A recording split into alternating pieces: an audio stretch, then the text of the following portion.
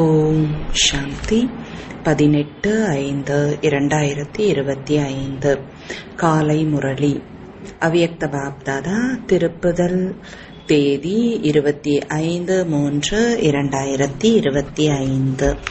Master ஞான சூரியனாகி அனுபவம் எனும் கிரணங்களை பரப்புங்கள். ஞானத்தை வழங்கும் வள்ளல் ஆகுங்கள், தபஸ்வி ஆகுங்கள். இன்று பாப்தாதா நாலாபுறமும் உள்ள தனது தூய அன்னப்பறவைகளான குழந்தைகளுடன் ஹோலி கொண்டாட வந்துள்ளார். குழந்தைகளும் அன்பு எனும் கயிற்றில் இணைந்து ஹோலி கொண்டாட வந்துள்ளீர்கள். பாப்தாதா அனைத்து குழந்தைகளின் பாக்கியத்தை பார்த்து கொண்டிருக்கிறார்.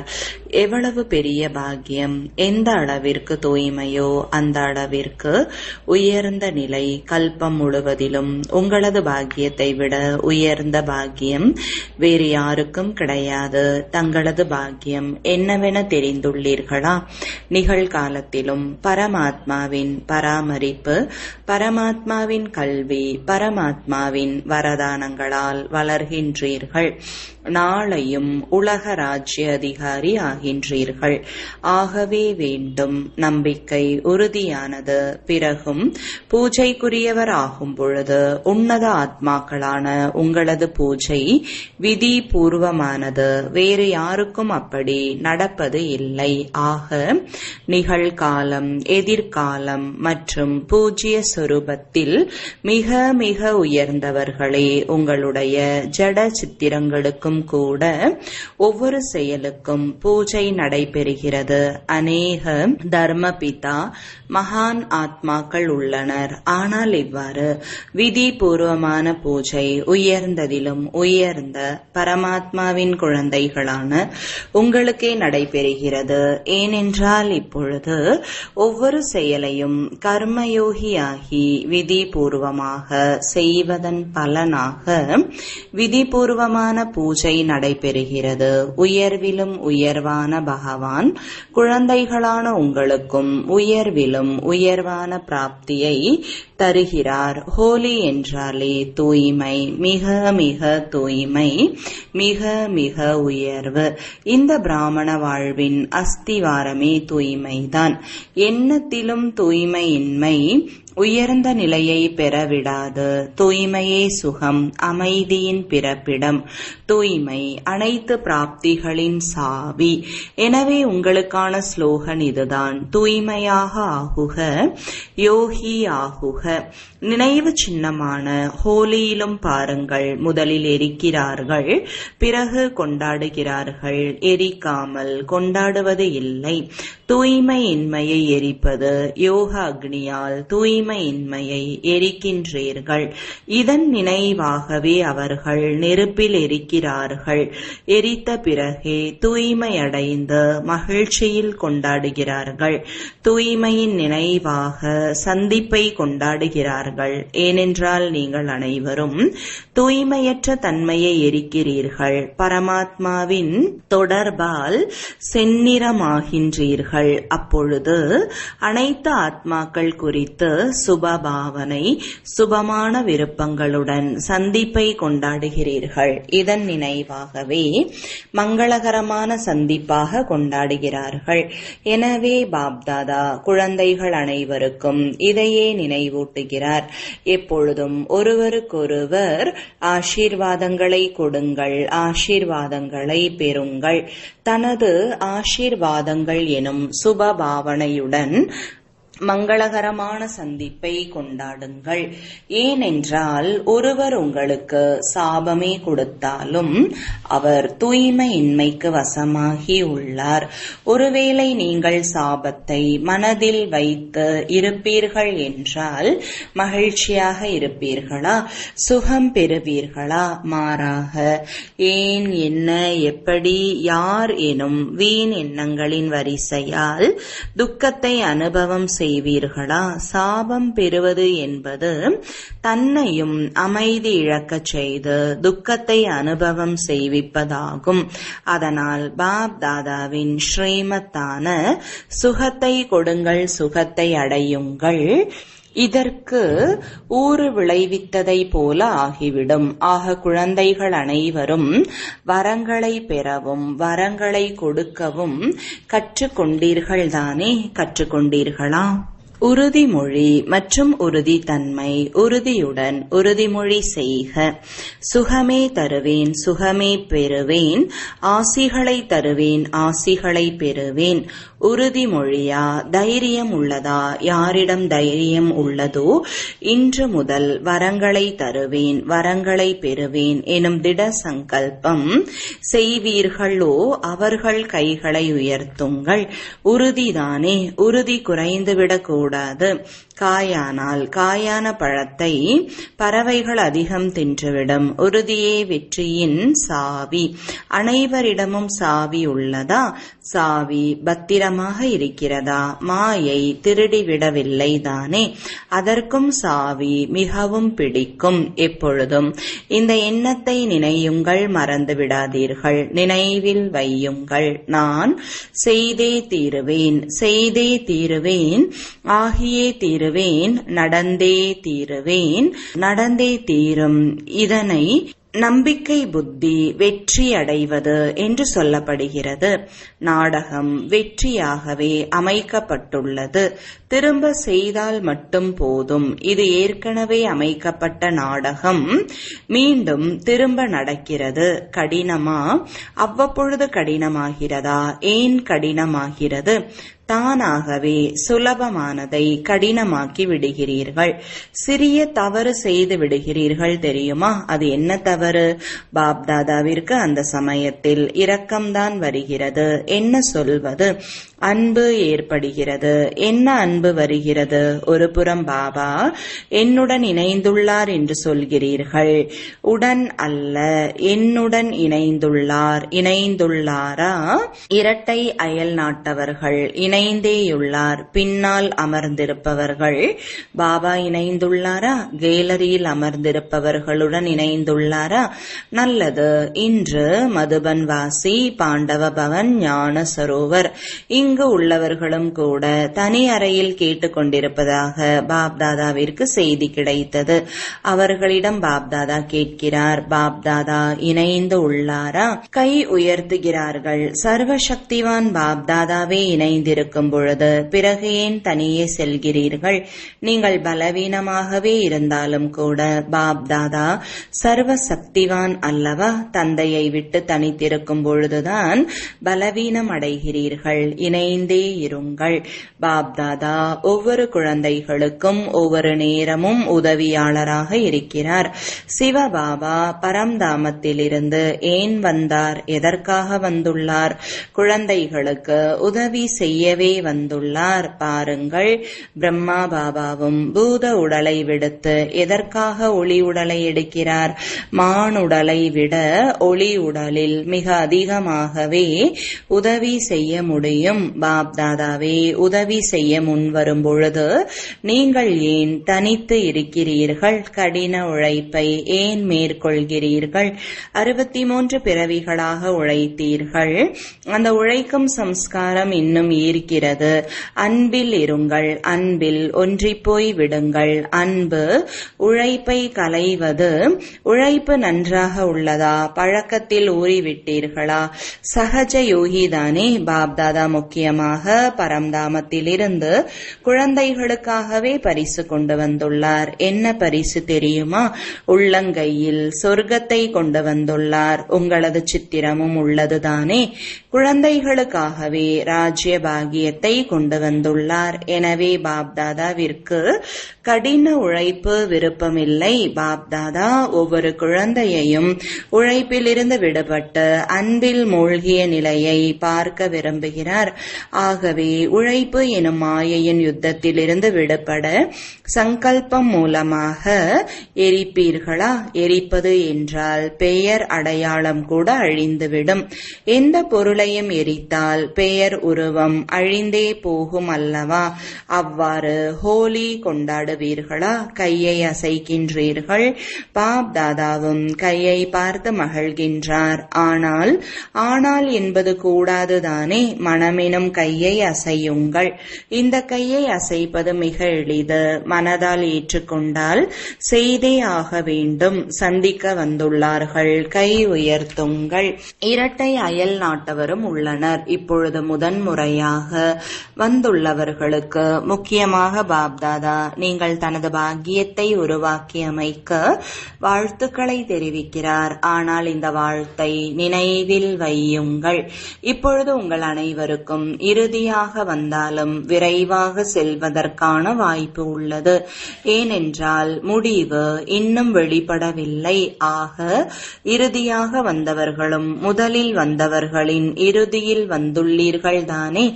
ஆகவே இறுதியே ஆனாலும் விரைவாக வந்து முதன்மை இடத்தை பெற முடியும். அனுமதி உள்ளது, வரலாம். எனவே எப்போதும் இந்த லட்சியத்தை நினைவில் வையுங்கள். ஆத்மாவாகிய நான் விரைவாக சென்று முதல் இடத்தை அடைந்தே தீருவேன். ஆம், முக்கியஸ்தர்களும் அதிகமாக வந்துள்ளனர். ஆனால் இப்பொழுது முக்கிய பிரமுகர்கள் என்பதிலிருந்து மிக முக்கியஸ்தர்கள் ஆக வேண்டும். பாருங்கள், தேவதைகள் உங்கள் ஜட சித்திரங்கள் மிக மிக முக்கிய பிரமுகர்கள். நீங்கள் அனைவருக்கும் மூதாதையராகியே தீர வேண்டும். பாப்தாதா குழந்தைகளை பார்த்து மகிழ்ச்சி அடைகிறார். தொடர்பில் வந்துள்ளீர்கள். முக்கியஸ்தர்களாக வந்துள்ளவர்கள் எழுந்திரியுங்கள். உட்கார்ந்து களைத்திருப்பீர்கள். சிறிது எழுந்து நில்லுங்கள். நல்லது. நிகழ்காலத்தில் பாப்தாதா இரு விஷயங்களில் மீண்டும் மீண்டும் கவனத்தை ஈர்க்கிறார். ஒன்று முற்றுப்புள்ளி வையுங்கள், மற்றொன்று சேமித்து வையுங்கள். இரண்டும் மிக அவசியமானது. முக்கியமாக 3 பொக்கிஷங்களை சேமியுங்கள். ஒன்று, தனது முயற்சிக்கான கைமேல் பலனை சேமியுங்கள். இரண்டாவது, திருப்தியாக இருந்து பிறரையும் திருப்தி செய்வது. தான் மட்டும் திருப்தியாக இருப்பது அல்ல, பிறரையும் திருப்தி செய்தல். அதன் பலனாக ஆசிகளை சேமியுங்கள். அவ்வப்பொழுது ஆசிகளை சேமிப்பு செய்த போதும் போக போக சின்ன சின்ன விஷயங்களில் குழப்பமடைந்து தைரியம் இழந்து சேமித்த பொக்கிஷங்களை இழந்து விடுகின்றனர். ஆகவே ஆசீர்வாதங்களின் கணக்கும் சேமிப்பாக வேண்டும். அதற்கான விதி திருப்தியாக இருப்பது, திருப்தி செய்வது. மூன்றாவது, சேவை மூலமாக பலனை சேமிப்பது. சேவையிலும் முக்கியமாக கருவி என்ற உணர்வில் இருப்பது. பணிவு, அகங்காரமற்ற வார்த்தை, எல்லை இல்லாத சேவை. எனது அல்ல, பாபா செய்விக்க கூடியவர். கருவியான என் மூலமாக பாபா செய்ய வைக்கிறார். இதுதான் எல்லையற்ற சேவை. இந்த மூன்றையும் சோதனை செய்யுங்கள். மூன்றும் சேமிப்பில் உள்ளதா? எனது எனும் அகங்காரம் உள்ளதா? ஆசை என்றால் என்னவென்றே தெரியாத நிலை உள்ளதா? இந்த ஆண்டு என்ன செய்யலாம் என யோசிக்கிறீர்களா? இந்த பருவம் முடிவடைந்தது. இப்பொழுது 6 மாதம். என்ன செய்யலாம்? ஒன்று, கணக்கை சேமியுங்கள். நன்கு சோதனை செய்யுங்கள். எங்கேனும் ஒரு மூலையிலாவது எல்லைக்கு உட்பட்ட ஆசை உள்ளதா? நான், எனது என்பது இல்லைதானே. பெறுபவர் அல்லவே. ஞானத்தை கொடுக்கக்கூடியவர் பெறுபவர் அல்ல. பெயர், புகழ், கௌரவம் எதையும் பெறுபவர் அல்ல. வள்ளல், ஞானத்தை வழங்கும் வள்ளல் ஆகுக. இப்பொழுது மிக மிக துக்கம் அதிகரிக்கிறது, இன்னும் அதிகமாகும். எனவே மாஸ்டர் சூரியனாகி அனுபவம் எனும் ஒளிக்கதிர்களை பரப்புங்கள். ஒரே நேரத்தில் சூரியன் எத்தனை நற்பலனை தருகிறது? ஒன்று அல்ல, ஒளி மட்டும் தருவது அல்ல, சக்தியும் தருகிறது, அநேக பலனை தருகிறது. அவ்வாறே நீங்கள் அனைவரும் 6 மாதத்தில் ஞான சூரியனாகி சுகம், மகிழ்ச்சி, அமைதி, ஒத்துழைப்பு எனும் கதிர்களை பரப்புங்கள். அனுபவம் செய்ய வையுங்கள். உங்கள் முகத்தை பார்த்த உடனேயே துக்கமான முகம் மலர்ந்து விட வேண்டும். இதில் கவனம் தர வேண்டும். ஞானம் வழங்கும் தபஸ்வி ஆகுங்கள். நீங்கள் செய்யும் தபஸ்யாவின் ஜுவாலை ஏதேனும் ஒன்றை அனுபவம் செய்விக்கும் வகையில் அத்தகைய தபஸ்வி ஆகுக. வாணி எடுப்பது மட்டும் பத்தாது, அனுபவம் செய்ய வையுங்கள். அனுபவம் என்றென்றும் நிலைத்திருக்கும். வார்த்தைகளை கேட்கும்போது மட்டும்தான் நன்றாக இருக்கும், அது எப்பொழுதும் நினைவில் இருக்காது. எனவே அனுபவத்தின் அதிகாரியாகி அனுபவம் செய்ய வையுங்கள். தனது தொடர்பில் வருபவர்கள் அனைவருக்கும் தனது ஒத்துழைப்பால் தைரியம், ஊக்கம், உற்சாகம் பெற செய்து பாப்தாதாவுடன் தொடர்பை இணைத்து விடுங்கள். அதிகம் கடின உழைப்பை கொடுக்காதீர்கள். தானும் கஷ்டப்படாதீர்கள், பிறரையும் கஷ்டப்பட விடாதீர்கள். நீங்கள் நிமித்தமான கருவிகளே. கம்பீரமானவர்களும் ஊக்கம் உற்சாகம் பெறும் வகையில் ஊக்கம் உற்சாகத்திற்கான நல்லதோர் அதிர்வலைகளை அமையுங்கள். மகிழ்ச்சியில் மனம் நடனமாடட்டும். என்ன செய்ய வேண்டும் கேட்டீர்களா? ரிசல்ட்டை பார்க்கலாம். எந்த இடம், எத்தனை ஆத்மாக்களை உறுதி பெற செய்தீர்கள்? தானும் உறுதி பெற்றீர்களா? எத்தனை ஆத்மாக்களை திடப்படுத்தினீர்கள்? தவறேதும் செய்யவில்லையே, பொய் பேசவில்லையே, பாவ கர்மங்கள் செய்யவில்லையே என சாதாரண கணக்கை பார்க்க மாட்டோம். எத்தனை ஆத்மாக்களை ஊக்கம் உற்சாகத்தில் கொண்டு வந்தீர்கள்? அனுபவம் செய்ய வைத்தீர்கள். உறுதி பெற சாவி கொடுத்தீர்கள். சரிதானே? செய்தே ஆக வேண்டும். பாப் தாதாவும் செய்வீர்கள் என்று ஏன் சொல்ல வேண்டும்? இல்லை, செய்தே ஆக வேண்டும். நீங்கள் செய்யாமல் வேறு யார் செய்வது? பின்னால் வருபவர்களா? நீங்களே ஒவ்வொரு சங்கல்பமும் தந்தையிடமிருந்து அதிகாரம் பெற்றவர்கள். அதிகாரி ஆனீர்கள். ஒவ்வொரு சங்கல்பமும் செய்வீர்கள். அத்தகைய உறுதி வாய்ந்த குழந்தைகளின் குழுவைதான் பாப் தாதா காண விரும்புகிறார். கை உயர்த்துங்கள். ஆகியே தீர வேண்டும். மனதின் கையை உயர்த்துங்கள். உறுதியான நம்பிக்கை எனும் கையை உயர்த்துங்கள். இதில் அனைவரும் தேர்ச்சி அடைந்து விட்டீர்கள் தானே? நல்லது. நாலாபுறமும் உள்ள தந்தையின் உள்ளத்தில் உறைந்த குழந்தைகளுக்கு, தொலைவில் அமர்ந்த போதும் பரமாத்மாவின் அன்பை அனுபவம் செய்யும் குழந்தைகளுக்கு, எப்பொழுதும் ஹோலி எனும் தூய்மையின் அஸ்திவாரத்தை உறுதி செய்யும் குழந்தைகளுக்கு, கனவிலும் தூய்மையின்மையின் அம்சத்தை விரட்டிவிடும் மகாவீர், மகாவீரணி குழந்தைகளுக்கு, எப்பொழுதும் ஒவ்வொரு பொழுதும் சேமிப்பின் கணக்கால் முழுமையாக நிறைந்துள்ள குழந்தைகளுக்கு, என்றென்றும் திருப்தியின் மணியாகி தானும் திருப்தியுடன் இருந்து பிறரையும் திருப்தி செய்யும் தந்தைக்கு சமமான குழந்தைகளுக்கு பாப் தாதாவின் அன்பு நினைவுகள், ஆசீர்வாதங்கள் மற்றும் வணக்கங்கள். ஆன்மீக தந்தைக்கு ஆன்மீக குழந்தைகளின் அன்பு நினைவுகளும் வணக்கங்களும். தாதிமார்களுடன் தாதிகள் குருபாயாக விளங்குபவர்கள். எனவே அருகே அமருங்கள். சகோதரர் அருகே அமருவார். நல்லது. பாப்தாதா தினமும் அன்பு எனும் அரவணைப்பை தருகிறார். நிமித்தமானவர் அல்லவா? இந்த அரவணைப்பு தான் நடத்தி கொண்டிருக்கிறது. நல்லது. உதாரணமாக திகழும் உங்களை எல்லாம் பார்க்கும் பொழுது அனைவர் மனதிலும் தைரியம் வருகிறது. நிமித்தமான கருவிகளாக திகழும் தாதிமார்களுக்கு நிகராக சேவையில் கருவி எனும் உணர்வில் முன்னேற வேண்டும். நல்லது. உங்களுக்கெல்லாம் செய்பவர் செய்ய வைக்கிறார், நடத்தி கொண்டிருக்கிறார் என்பதில் உறுதியான நம்பிக்கை உள்ளதல்லவா? இந்த கருவி எனும் உணர்வுதான் சேவை செய்கிறது. நான் எனும் உணர்வா? ஏதேனும் ஒரு வகையில் நான் எனும் உணர்வு வருகிறதா? நல்லது. முழு உலகிற்கு முன்பாக உதாரணமாக திகழ்பவர்கள் நிமித்தமானவர்களே. ஆகவே பாப்தாதாவும் எப்பொழுதும் பிரத்யேகமான அன்பையும் ஆசியையும் வழங்கிக் கொண்டிருக்கிறார். நல்லது. அநேகர் வந்துள்ளீர்கள். நல்லது. இறுதி முறை விரைவாக நடந்தேறியது. நல்லது. இரட்டை அயல் நாட்டவர்கள், முக்கிய ஆசிரியர் சகோதரிகளுடன் அனைவரும் இணைந்து அனைவருக்கும் பராமரிப்பு தருவதில் நிமித்தமாக உள்ளீர்கள். இந்த நடிப்பை நன்கு செய்கிறீர்கள்.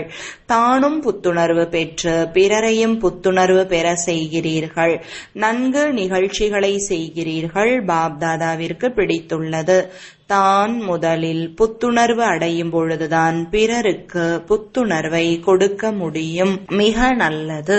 அனைவரும் நன்கு புத்துணர்வடைந்துள்ளீர்கள். பாப்தாதாவிற்கு மகிழ்ச்சி. மிக நல்லது. ஓம் சாந்தி. வரதானம். ஞானம் நிறைந்த மனநிலை மூலமாக இன்னல்களை கடந்து செல்லும் அங்கதனை போன்ற ஆடாத அசையாதவர் ஆகுக. விளக்கம். ராவண ராஜ்யத்தின் எந்த ஒரு இன்னலும் மனிதரும் எண்ணத்தின் அளவிலும் இம்மியும் அசைத்துவிட முடியாது. அத்தகைய ஆடாத அசையாதவர் எனும் வரதானம் பெற்றவர் ஆகுக. ஏனென்றால் இன்னல்கள் எதுவாக இருந்தாலும் அது நம்மை வீழ்த்த வரவில்லை, மாறாக உறுதி பெற செய்யவே வருகிறது. ஞானம் நிறைந்தவர்கள் ஒரு பொழுதும் காகிதத்தை கண்டு குழப்பமடைவது இல்லை. மாயை எந்த ரூபத்தில் வேண்டுமானாலும் வரலாம். ஆனால் நீங்கள் யோக அக்னியை ஏற்றி வையுங்கள். தடம் தெரியாமல் தானாகவே அழிந்து போகும் அசையாத மனநிலையில் நிலைத்து இருப்பீர்கள். ஸ்லோகன். சுத்தமான எண்ணங்களின் பொக்கிஷம் சேமிப்பாகி இருந்தால் வீண் எண்ணங்களால் நேரம் வீணாகாது. அவ்யக்த சமிஞ்சை. ஆன்மீக கௌரவத்தையும் தூய்மை எனும் ஆளுமையையும் கையாளுங்கள். தூய்மையின் ஆதாரத்திலேயே பிரம்மா பாபா ஆதி தேவன் முதல் இளவரசன் ஆகிறார். அவ்வாறே நீங்களும் தந்தையை பின்பற்றி முதல் எண்ணுக்கான பட்டியலில் வாருங்கள். ஏனென்றால் பிராமண பிறவியில் சம்ஸ்காரமே தூய்மைதான். உங்களது உன்னத உயர்வே தூய்மைதான். ஓம் சாந்தி.